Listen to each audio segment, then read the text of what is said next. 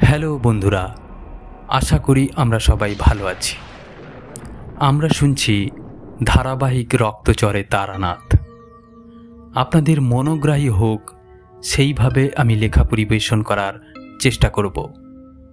লেখনীর মাঝে নিজের বক্তব্য প্রকাশ করে অতিরঞ্জিত করবার মোটেই ইচ্ছা নেই।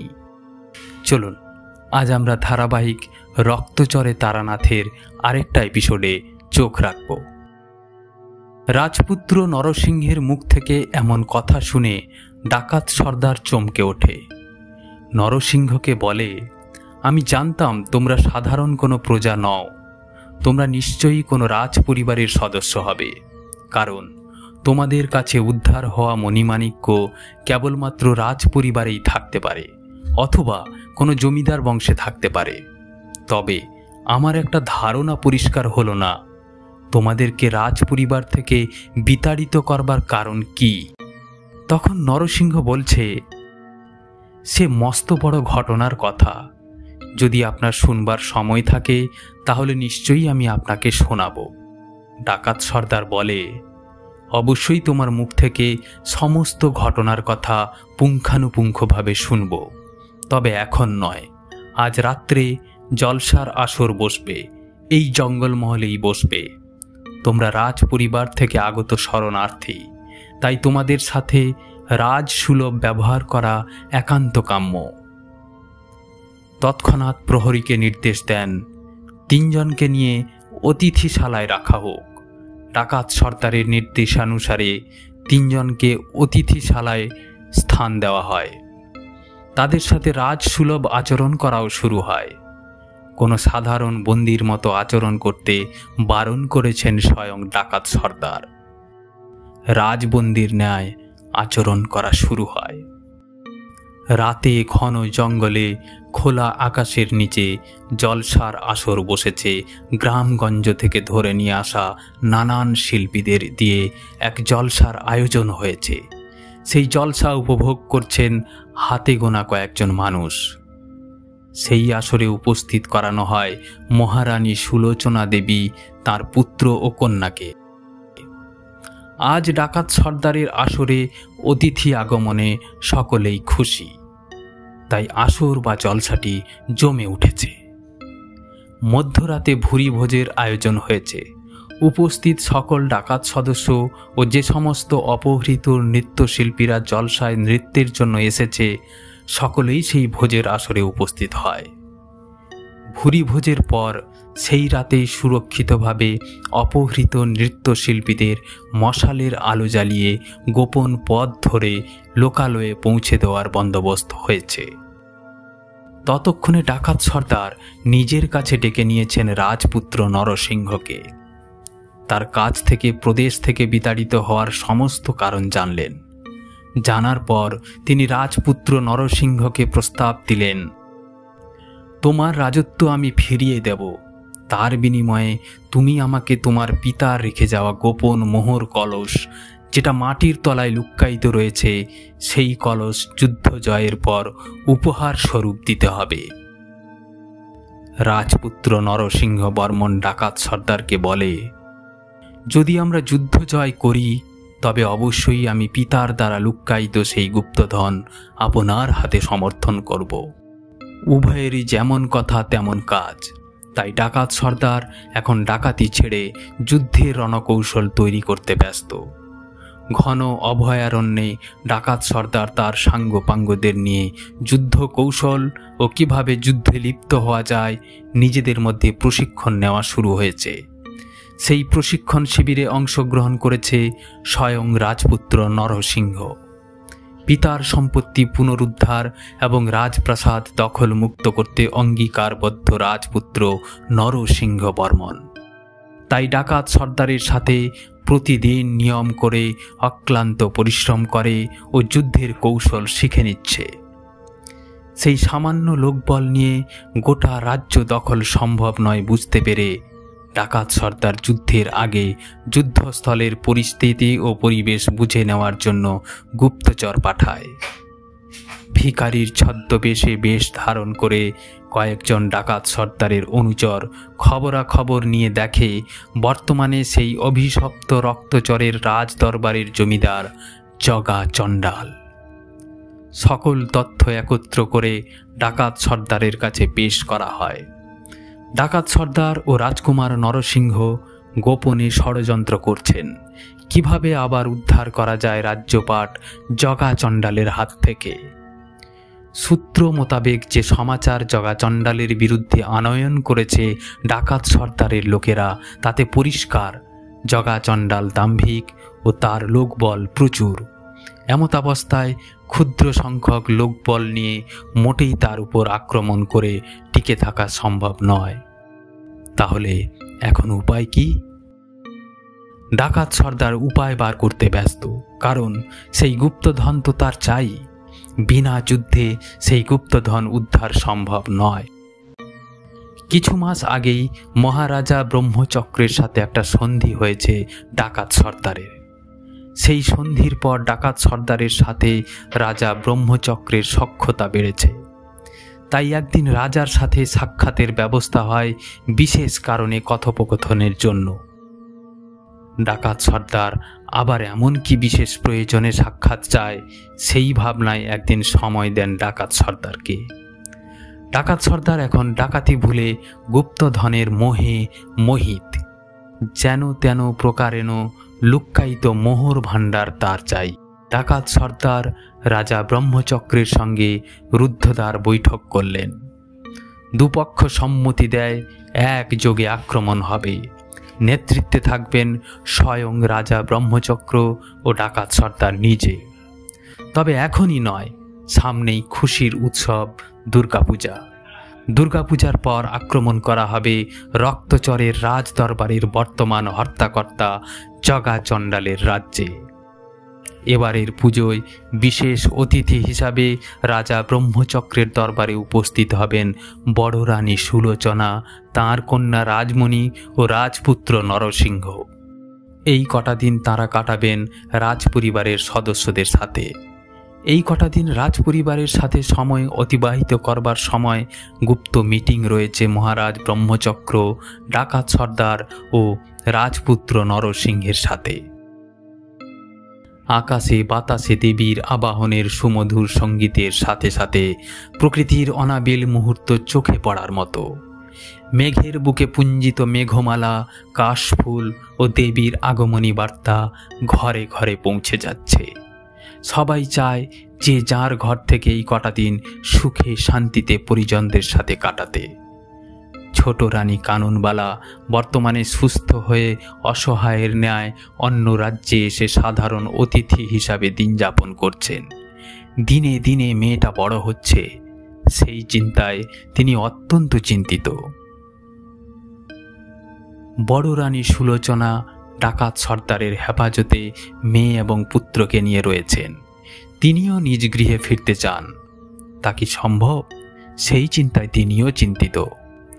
ডাকাত সর্দারের সহযোগিতায় ও তত্ত্বাবধানে একদিন উপস্থিত হন বড় রানী সুলোচনা ও তাঁর পুত্র নরসিংহ, সাথে কন্যা। রাজা ব্রহ্মচক্রের রাজ দরবারে স্থান হয়েছে বড় রানী ও তাঁর পরিবারের। ধনসম্পত্তি ও গুপ্তধনের প্রতি মোহ কার না থাকে। তাই রাজা ব্রহ্মচক্র আপন মনে সিদ্ধান্ত নিয়েছেন সেই গুপ্তধন উদ্ধারে তিনি একাই যাবেন এবং আক্রমণ করবেন তার নিজস্ব সৈন্যবল দিয়ে। তারপর রাজা বীরভদ্রের রাজপ্রাসাদ আক্রমণ করে তন্ন তন্ন করে খুঁজে সেখান থেকে গুপ্তধন উদ্ধার করে নিজের রাজ্যে ফিরবেন। তার জন্য কিছু সুকৌশলের প্রয়োজন। নিজে থেকেই সেই কৌশল কি হবে তার পরিকল্পনা করতে ব্যস্ত হলেন। যে মহারাজা ব্রহ্মচক্র প্রজা অনুরাগী, প্রজা হিতৈষী ছিলেন, তার অন্তরে হঠাৎ করে এমন ভাবনার উদয় হবে, সেটা সম্ভবত ডাকাত সর্দার থেকে অন্যরা কেউই বুঝে উঠতে পারেনি। রাজা ব্রহ্মচক্রের রাজ দরবারে মা দুর্গার আরাধনা চলছে। উপস্থিত রাজ পরিবারের সদস্যদের সাথে সেদিন উপস্থিত হয়েছেন মহারাজা বীরভদ্রের ছোট রানী কানুনবালা ও তাঁর একমাত্র কন্যা পদ্মাবতী। পুজো মণ্ডপে বড় রানী ও তাঁর পুরো পরিবারকে দেখে ছোট রানী বিহ্বল হয়ে পড়লেন। এবং মা দুর্গাকে বারবার স্মরণ করে বলতে লাগলেন, ঈশ্বরই পারে এমন অলৌকিক কিছু ঘটাতে। মা দুর্গার পূজা মণ্ডপে দুই রানীর সাক্ষাৎ কি মোটেই ভালো চোখে দেখছেন মহারাজা ব্রহ্মচক্র? জানতে হলে অবশ্যই আমরা এর পরের পার্টে চোখ রাখব। বন্ধুরা, বড় রানী সুলোচনা দেবীকে দেখে ছোট রানী কাননবালা তাঁর কাছে এগিয়ে যান। দুই রানীর সাক্ষাৎ পর্বে উপস্থিত রাজ পরিবারের সকলেই অবগত হলেন যে এনারা একে অপরের সাথে আগে থেকেই সম্পর্কিত। এই ঘটনার কথা মহারাজ ব্রহ্মচক্র জানতে পেরে যথারীতি ক্ষুব্ধ হয়ে ওঠেন। তিনি আদেশ দেন বড় রানী সুলোচনা ও ছোট রানী কাননবালাকে পরিবার সমেত রাজবন্দী করা হোক। তাঁরা নিজ নিজ পরিচয় গোপন রেখে রাজ দরবারে কোনো অবাঞ্ছিত ঘটনা ঘটানোর জন্য উপস্থিত হয়েছেন। তাই যতক্ষণ পর্যন্ত না উপযুক্ত তদন্ত করে সঠিক কারণ অনুসন্ধান হচ্ছে, ততক্ষণ রাজবন্দী হিসাবে জীবন কাটাতে হবে। তাদের জন্য আলাদা করে অতিথিশালায় থাকার প্রয়োজনীয়তা নেই। পুজো চলছে, দেবীর আরাধনার সময়গুলোতে রাজবন্দী হিসাবে সময় কাটাচ্ছেন মহারানী কাননবালা ও বড় রানী সুলোচনা দেবী। পরিবার সমেত বন্দিশালায় স্থান হয়েছে। পিতার এমন আচরণে যথেষ্ট ক্ষুব্ধ লোহিত চক্র। এমন এক আনন্দ ঘন দিনগুলোয় মানুষ বন্দীদেরও মুক্তি দেয়। পিতা ব্রহ্মচক্র যেভাবে আগন্তুকদের অতিথি আপ্যায়ন না করে বন্দী করলেন, তা অত্যন্ত নিন্দনীয় ও লজ্জাজনক। রাজা ব্রহ্মচক্রের বন্দিশালায় সপরিবারে থাকাকালীন বড় রানী ছোট রানীকে বলছেন তিনি স্বপ্ন দেখেছিলেন মা চামুণ্ডার। তাঁর স্বপ্নে এসেছিলেন স্বয়ং মা লক্ষ্মী। মা লক্ষ্মী বড় রানীকে স্বপ্নে আদেশ করেছেন ছোট রানী যেন মা চামুণ্ডার সেবা করেন। ছোট রানী যদি তাঁর জীবনটা মা চামুণ্ডার সেবায় নিয়োজিত করেন, তবেই আবার রাজ্যপাট ফিরে পাবেন, সাথে কুললক্ষ্মী আবার ঘরে ফিরে আসবেন। বিপদ যখন শিওরে, তখন ছোট রানী বড় রানীর সমস্ত কথা মেনে নিলেন। সংকল্প করলেন জেলবন্দি অবস্থা থেকে মুক্তি পেলেই তিনি মা চামুণ্ডার পুজো করবেন এবং মা চামুণ্ডার আরাধনায় প্রতিদিন ব্যস্ত থাকবেন এবং নিজের জীবনের বাকি সময়টুকু মায়ের সেবায় নিয়োজিত করবেন। আজ মহা অষ্টমী এবং মহানবমীর মহাসন্ধিক্ষণ। এই দিনে মহারাজা ব্রহ্মচক্র ও পুত্র লোহিত চক্র বাদানুবাদে জড়িয়ে পড়েছেন। যুদ্ধপরাধী নয় এমন নিরীহ মানুষদের আজকের এই আনন্দ ঘন দিনগুলোয় কেন বন্দী রাখা হয়েছে, সেই কৈফত চায় পুত্র লোহিত চক্র। পুত্রের এমন প্রশ্নবাণ শুনে অগ্নিশর্মা হয়ে ওঠেন মহারাজ ব্রহ্মচক্র। তিনি পুত্র লোহিত চক্রকে সর্বসমক্ষে ভৎসনা করতে থাকেন এবং তৎক্ষণাৎ তার রাজ্য ত্যাগ করার আদেশ দেন। পিতার আদেশ শিরোধার্য করে লোহিত চক্র তৎক্ষণাৎ রাজ্য ত্যাগ করতে উদ্যত হয়। রাজ্যে পুজোর আয়োজন হয়েছে, রাজ্যবাসী মা দুর্গার আরাধনায় ব্যস্ত। এমন সময় রাজপুত্র লোহিত চক্র রাজ্য ত্যাগ করবেন, এ কথা শুনে রাজ্যবাসীর মন বিষণ্ণ। তারা রাজপুত্রকে এমন শুভ দিনগুলোয় রাজপ্রাসাদ ত্যাগ করতে দেবেন না। কিন্তু পিতার আদেশ মানতে হবে, তাই কোনো মতেই তিনি এই রাজ্যে থাকতে চান না। রাজবন্দী মহারাজ বীরভদ্রের পরিবারকে যদি এই শুভ দিনগুলোয় পিতা ব্রহ্মচক্র মুক্তি না দেন, তাহলে তিনি কোনো মতেই এই রাজ্যে আর থাকবেন না। এক প্রকার পিতার বিরুদ্ধেই যুদ্ধ ঘোষণা করেছেন। রাজার সহচরেরা মহারাজকে বোঝানোর চেষ্টা করছেন দেবী পক্ষের এই দিনগুলোয় পরিবারের সাথে অশান্তি মোটেই কাম্য নয়। যদি কোনো সমস্যা থেকে থাকে তাহলে তা উপযুক্ত সলা পরামর্শের মাধ্যমে মিটিয়ে নেওয়া যেতে পারে। মহারাজ ব্রহ্মচক্র কারুর কোনো কথা শুনতে নারাজ। তিনি নিজের সিদ্ধান্তে অনড়। রাজবন্দী নরসিংহ সমেত সকলেই বললেন, দয়া করে আপনারা পিতা পুত্র আমাদের জন্য অশান্তিতে জড়াবেন না। আমাদের কোনো অসৎ উদ্দেশ্য নেই। আপনারা আমাদের সম্পর্কে জেনে নিতে পারেন। আমাদের রাজবন্দী রাখুন, আমাদের তাতে কোনো আপত্তি নেই, কিন্তু আপনাদের পরিবারের ক্ষতি করবেন না। আজ মহানবমী, সন্ধি পূজা, এমনই এক সন্ধিক্ষণে পুত্র লোহিত চক্র রাজপ্রাসাদ ছেড়ে বেরিয়ে যাচ্ছে। লোহিত চক্রের মা সর্বজয়া পুত্রের পথ আটকানোর চেষ্টা করছেন, কিন্তু তাও বিফলে যায়। ব্যর্থ মাতা সর্বজয়া ব্যর্থ মনোরথে কক্ষে প্রবেশ করলেন। দেবী পুজোর সন্ধিক্ষণে যখন রাজা ব্রহ্মচক্র সন্ধি পূজায় ব্যস্ত, তখন রানী সর্বজয়া রাজবন্দীদের স্ব-ইচ্ছায় মুক্তি দেন। কারারক্ষীরা রানীর উপর কথা বলার দুঃসাহস না দেখিয়ে রাজবন্দীদের মুক্তি দেয়। মুক্তির পর রাজবন্দীরা কোথায় যাবেন সেই ভেবে কিনারা পান না। এভাবে মুক্তি নিয়ে যদি মহারাজ ব্রহ্মচক্রের রোষানলে পড়ে, তাহলে তো রক্ষে নেই। মহারানী সর্বজয়া রাজবন্দীদের গুপ্ত পথ দেখিয়ে দিয়েছেন। সেই পথ ধরে রাজ্য ত্যাগের কথা বলেছেন। নিজের প্রাণ বাঁচিয়ে বড় রানী, ছোট রানী ও তাদের সন্তানদের নিয়ে গুপ্ত পথ ধরে পালিয়ে বাঁচার চেষ্টা করছেন। মহারাজ কেন এমনটা করলেন তা ডাকাত সর্দারের জানা নেই। ডাকাত সর্দার মহারাজকে অবশ্যই জিজ্ঞাসা করবে কেন মহারাজ তাদের রাজবন্দী হিসাবে বন্দী বানালেন। পুজোর শেষে মহারাজ তার সৈন্যদের যুদ্ধের জন্য প্রস্তুত থাকতে বললেন। যুদ্ধক্ষেত্র কোথায় সে বিষয়ে কিছুই অবগত করালেন না। তিনি তাঁর গুপ্তচরদের পাঠালেন রক্তচরের জমিদার বাড়ির অন্দরমহলের খোঁজ খবর নিতে। রক্তচরের জমিদার বাড়ির অন্দরমহলের খোঁজ খবর নিতে গিয়ে জানতে পারলেন সেখানে বর্তমানে যিনি জমিদার তার নিজস্ব কোনো সৈন্যবল নেই। তিনি তার এলাকার কিছু সাধারণ মানুষকে নিয়ে বসবাস করছেন। এইটুকু ছাড়া বিশেষ কোনো সৈন্যবল নেই। এই সময়টাকে তিনি উপযুক্ত সময় হিসাবে বেছে নিয়েছেন। একদিন তিনি একাই রাতের অন্ধকারে রক্তচরে আক্রমণ করে বসেন। মহারাজা বীরভদ্রের ভগ্নপ্রায় রাজপ্রাসাদে আক্রমণ করেন। পাহাড়ি ও গেরিলা যুদ্ধে পারদর্শী মহারাজা ব্রহ্মচক্র ক্ষুদ্র জমিদার জগা চণ্ডালকে পরাস্ত করেন এবং ভগ্নপ্রায় রাজপ্রাসাদ দখল করেন। এলাকার সাধারণ খেটে খাওয়া মানুষেরা মহারাজ ব্রহ্মচক্রের সৈন্যদের দ্বারা আক্রান্ত হওয়ার হাত থেকে বাঁচতে রক্তচরের মা চামুণ্ডা দেবীর মন্দির সংলগ্ন জঙ্গলে আশ্রয় নেয়। মহারাজা বীরভদ্রের ছেড়ে যাওয়া রাজমহল ভেঙে গুঁড়িয়ে দিয়েছেন এবং রাজমহল সংলগ্ন বিস্তীর্ণ এলাকা তাঁর লোকবল দিয়ে খনন কার্য চালিয়ে মহারাজ বীরভদ্রের রেখে যাওয়া গুপ্তধনের সন্ধান করছেন। কিন্তু এখনো পর্যন্ত সেই গুপ্তধন তাঁর নাগালে পৌঁছায়নি।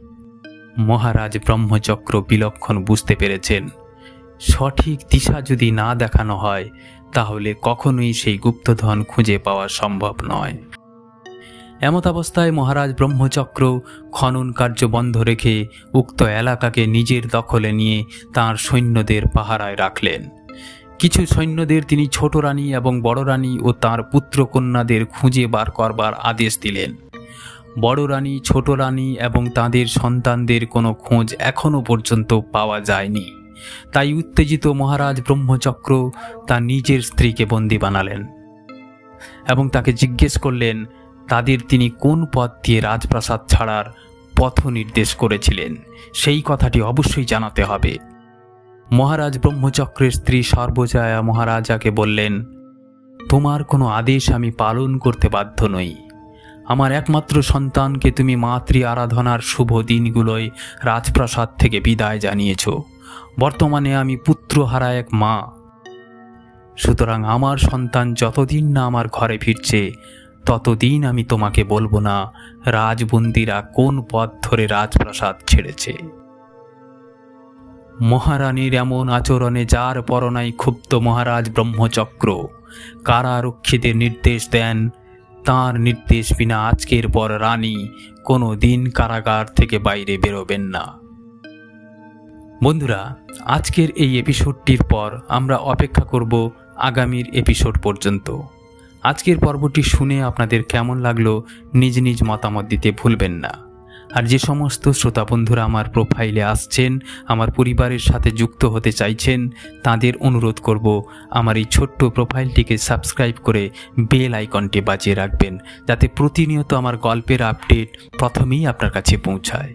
সকলে পুজোর আনন্দে মেতে উঠুন এই কামনা করি। সকলে ভালো থাকবেন, সুস্থ থাকবেন। শুভরাত্রি।